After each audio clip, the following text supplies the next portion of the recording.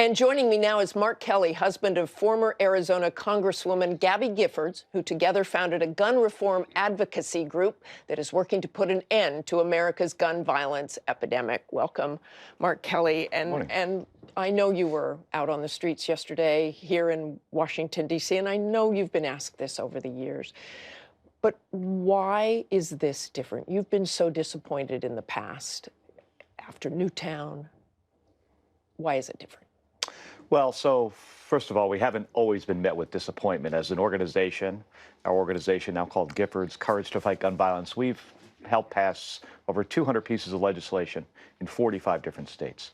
So in the states, we have a lot of success. Disappointment here in Washington, D.C., time and time again, that's true. I think it's different because we've arisen, these young people seem quite motivated, and they realize that they have been dealt a incredibly difficult set of circumstances, have been put in a horrible position. I mean, to be in a school and have somebody show up and shoot at them, kill their friends and teachers, and they want to see change. So that's why I think this could be different. What would you tell those students from your own lessons learned, like whether they're alienating people?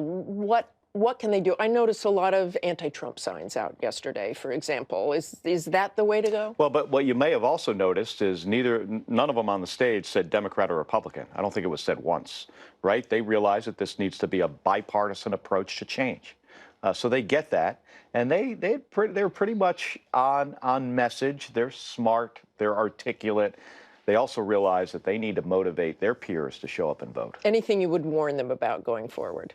Well, I would warn them not to get discouraged. You know, this is often 2 steps forward and 1 step back. I had the opportunity to talk to a few of them yesterday. And they have a plan, and this is not the last you're going to see of these kids. Part of that plan, and your plan, is to register high schoolers for the 2018 midterms. Do you think they could actually swing elections? Well, if they can get enough people registered to vote and then get them to show up to vote. You know, historically, young people, if you're under the age of 30, you have a pretty low chance of voting in any election. I think if you're around 20 years old, that's 1 in 5.